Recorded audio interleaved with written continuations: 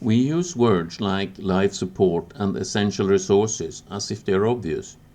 But the moment you try to list what a settlement actually requires, not on Earth, where nature fills the gaps, you realize how many assumptions hide inside those terms. And those assumptions carry consequences. So, we're going to talk about resources and what type of resources do we need as humans. True. Are we going to specify? I guess it doesn't matter so much about location, right? You know, No, I agree. a settlement on the moon is going to need basically the same resources as a settlement on Mars. Essentially, yes. And on Earth for that matter, except it's easier to get some of the resources on Earth. Yeah, the local environment provides some, so that is more Mm. useful. Well, I mean, I think you could start with just like basic life support, right? Air, pressure, water, food. And then, of course, if it's an Temperature, off-planet settlement, then you're going to need electricity. power, yeah, Yeah. power in some forms. And yeah, electricity is a good form of power. Well, most of the equipment's going to run off electricity, right? Unless we find some cool steampunky way of doing it.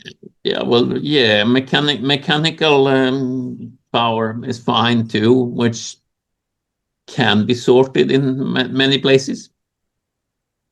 Some, yeah. Depending on, of course, how you generate power from in the first place. Right, because all sort of power is going to need some kind of energy generation. Yeah. Even if it's human powered, you're still going to have to provide some kind of fuel source. Okay, so the fuel source in that case, it's food, right? Is food, right? So you need a And fuel a bit, source for, or at least some kind of energy source for all power, mechanical or electrical. yeah. And of course, most space places, the easiest, as well, there are two main sources as I see it. One is photovoltaic and the other is nuclear. Pretty much, pretty much, you're going to have to use one and or the other.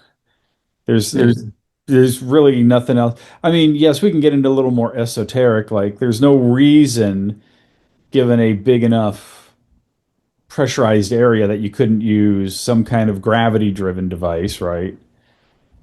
But you'll still need some external power to reset it, right? Yeah, So, you need to lift something in order to yeah. make, so yeah. So that's more of an energy storage. So yeah, I think nuclear and solar are basically,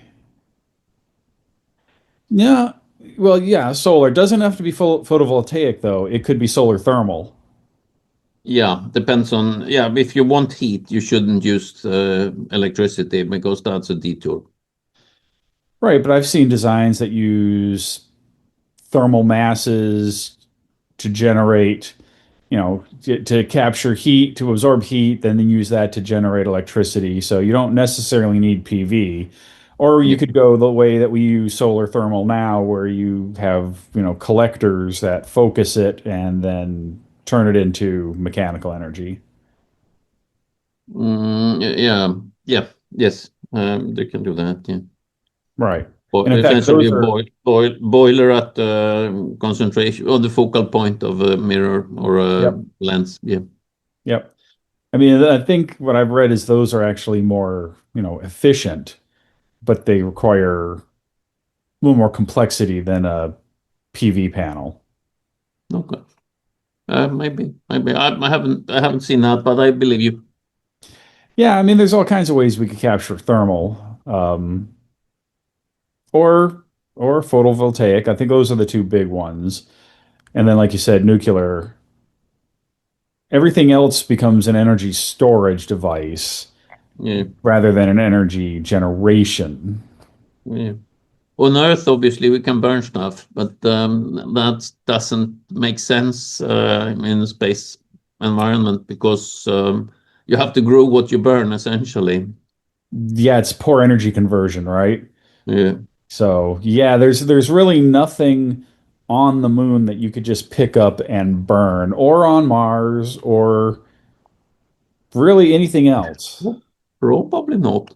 Then again, moon is in vacuum, so there may be minerals like that. There are pure metals in the regolith that burns. Maybe if you use a lot of energy to extract them.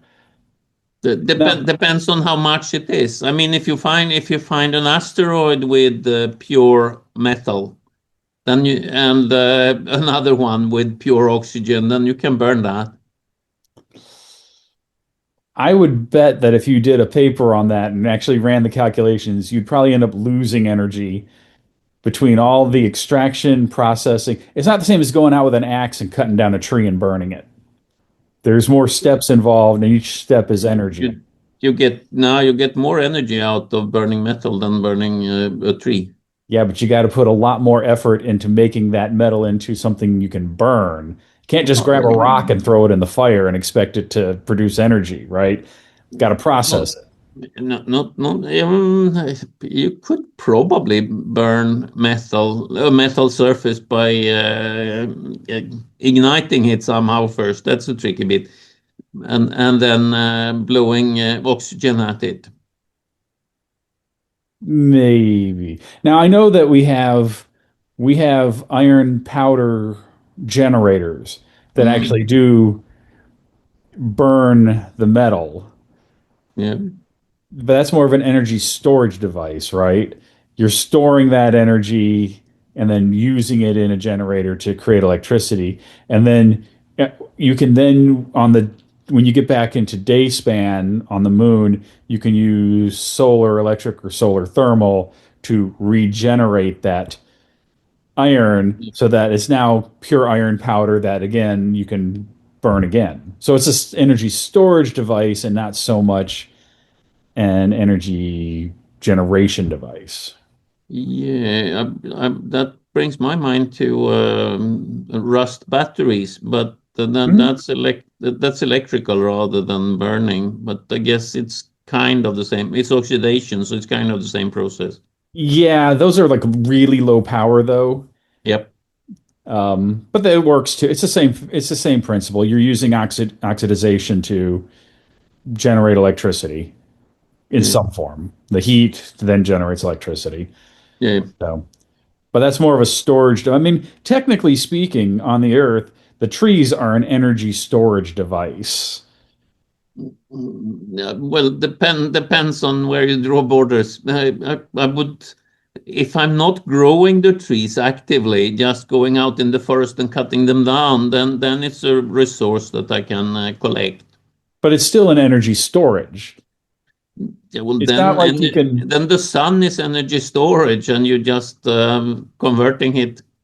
Well, I mean, solar electricity. Well, if you think about it, solar electricity is just nuclear electricity, but the power plant is very far away, Yeah, right? So it all boils down to nuclear at some point, and all that is burning fuel. If you have a nuclear plant on the moon, you are still converting an energy storage, which would be your uranium, your thorium, or whatever, into electricity. yeah. Until we get to thermal heat death. Yeah. Right. So So entropy is energy. You need to find wait, what direction is it? Need to find low entropy and then convert it to high entropy, right? I think if you figured that out, you'd be set. Mm. So I'll leave that to people that are smarter than me. I'll just try to figure out how to make the stuff that I understand work. Yeah, but thermal laws. So yeah, if we're just talking energy, the settlements need, obviously a way to collect it, use it, store it. Yeah, And then with, going back to just resource needs, they need obviously breathable air, a way to take the contaminants out, a way to, move it around so it doesn't get stale. Transport, yes. So, I mean, it's everything, you could say air, but there's a lot of subcategories under that. Water, a lot of subcategories under that. Yeah, or well, if you have, well, you usually most places don't have air as such. They might have frozen oxygen, but and that's the closest to air. You still need to mix it Yeah, into well, like on the something that moon, is there's it's over half oxygen, right? It's all bound up in yeah, metal oxides and mineral oxides. So it's there, but it's going to take oh, some serious processing to get to it. energy. Yeah, energy. Yeah. So it boils down to energy, regardless. But yeah, so one way of looking at resources is to take the elements. We need we probably don't need all of the elements, but a big chunk of the elemental chart anyway. Yeah, yeah. I mean, for breathable atmosphere, we need oxygen, nitrogen, a little bit carbon, right? That's kind of like the big stuff. I don't think we need carbon as such, but the plants do. And we don't, as humans, like pure oxygen, so we need to dilute it with something, such as nitrogen. I've read a few things where we need a touch of carbon. Mm. You need a little bit From the atmosphere. from the atmosphere because your body, if it doesn't pick up any carbon in the atmosphere, I've read something long term, it's not good. Okay, okay. Um, and we don't need the nitrogen, right? We need a buffer gas Yeah. because pure oxygen is just bad news for most living things. So, and humans do not respond well long term or even short term for that. Yeah. So the question is, what would be the buffer gas? And if it's not nitrogen, then you start getting into some exotic stuff that's even rarer. Well, on the moon, if you're looking at dry regolith, there is about as much argon as nitrogen, actually, which is close to negligible in any case. But anyway, Right, right. The difference is that we have a massive body of work on what nitrogen does to humans. We have almost no information on what long-term exposure to argon does to humans. yeah, it's very inert gas, though, more inert than nitrogen, so it should be fine. But yes, I agree. It needs to be tested. Well, I mean, it all depends, right? Like we have some information on breathing helium, right? Heliox. Mm, And I had a little bit of experience with that in the past, and it totally changes things, right? You get mm, colder faster because it's better at exchanging heat. yeah, Your vocal cords don't work the same, so you sound like exactly. you're high pitched and you can become very unintelligible at times. Mm, So, I mean, we deep divers, deep commercial divers have experience with long-term heliox exposure. And, it's not just, oh, we'll just sub out an inert gas and it'll be the same. Now, there's significant changes. yeah. Yep, the difference is, but it should probably work. But let's keep that as to be tested if needed. Well, my thought on that is we're going to have enough challenges and variables anyway. So why throw in another big, massive one when we can Well, just it, keep it, using it would nitrogen? it would be if nitrogen is expensive to get at. Yes, but because if we want a lot of air, there's a lot of nitrogen in the air. Yeah, but we're probably going to have to get lunar settlements are going to have to get that from Earth probably in any reasonable amounts. Or there could be ammonia ice by the poles, which will be volatile. There, Maybe. there are in meteorites and things like that. So or Right. asteroids. Yeah. Yeah, and there may be enough in the PSRs to supply a few settlements, But the PSRs are finite, right? And they're relatively small.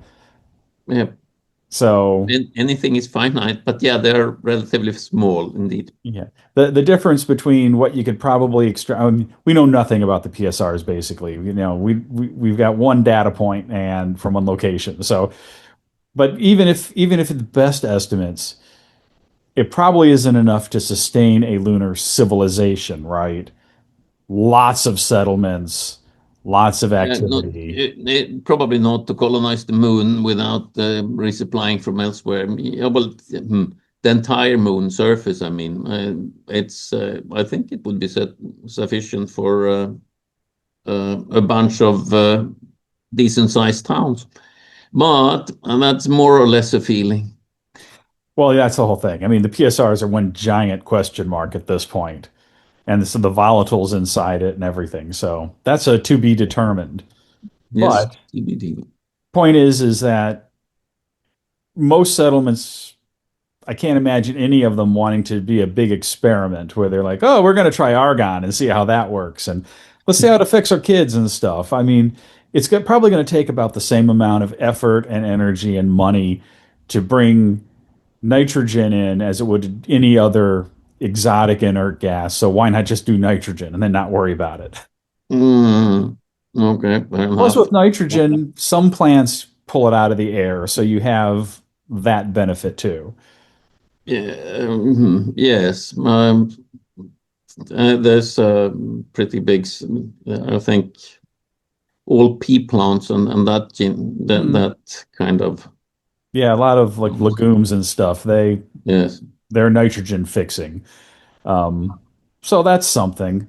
It's not But like necessary though. I mean, we could fertilize other ways. if we have nitrogen, we can put it in solid for well, in the earth in the form that in nitrates and nitrates, whatever plants are used to, or the bacteria can convert for the plants. That's fine Well, and too. yeah, exactly. And that's the other reason, to argue for just sticking with nitrogen for the atmosphere because we're going to need it anyway for Yeah. agriculture and for probably a bunch of industrial stuff too. So, Yeah, and I guess there is nitrogen in your sandwich as well. exactly. So, we're going to need a lot of nitrogen anyway, so we might as well just stick with Yeah, that for the atmosphere. yeah, yeah. That might be a good place to store it, unless you are careless on leaks. In Well, which case, yeah, you it's don't want any no. kind of leaks. Yeah. Yeah, There but will you always can, there will always be leaks there will of always some be leaks. kind, but you want to minimize that and preferably leak something cheaper, such as oxygen. That's the thing. If you're going to leak something, leak oxygen because you're going to be making a lot of that anyway. So, Yeah.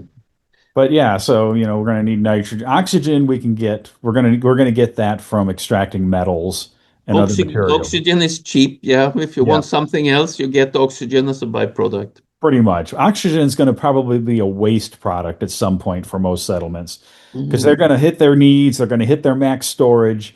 They're going to hit what they can ship. It's a And pretty useful gas, though. You can use it it for is. a lot of things. So I think they will find uses for oxygen. Well, yeah, but the thing is it's not just finding uses.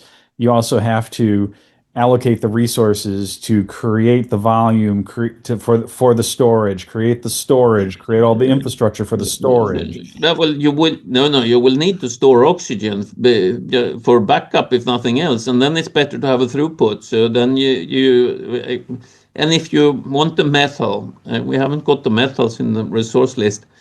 Then you need to remove the oxygen, and just as well as chucking it or venting it, you can use it for something useful, like welding or whatever.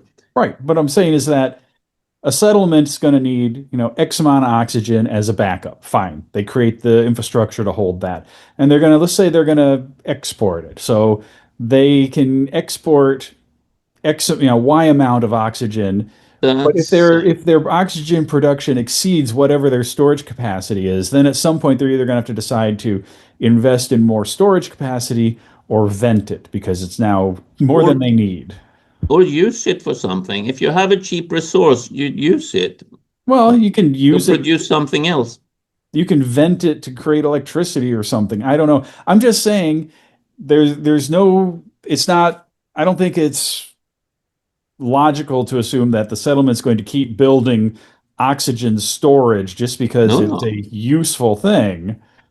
No, what I was saying was not that you should keep accumulating it. On the contrary, I said you should start using it for something where cheap oxygen is Sure, a resource. sure, It is but you can it only is a use so resource. much. You will have a lot of oxygen, yeah. So find something which uses a lot of oxygen rather than just waste. Just call it waste and let it out. We're too good at that on Earth. Well, I think that Uh, at some point settlements are going to waste vent it, but who knows?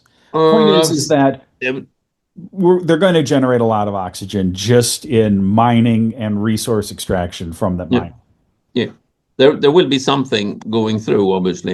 You take something from the mine and you use whatever is most useful and you chuck the rest. That is bound to happen. Yeah. So we just need to make those piles of the rest to be more beautiful than a normal mine heap. If you cannot distinguish what you need from what you're used to, you're not designing a settlement. You're importing dependency.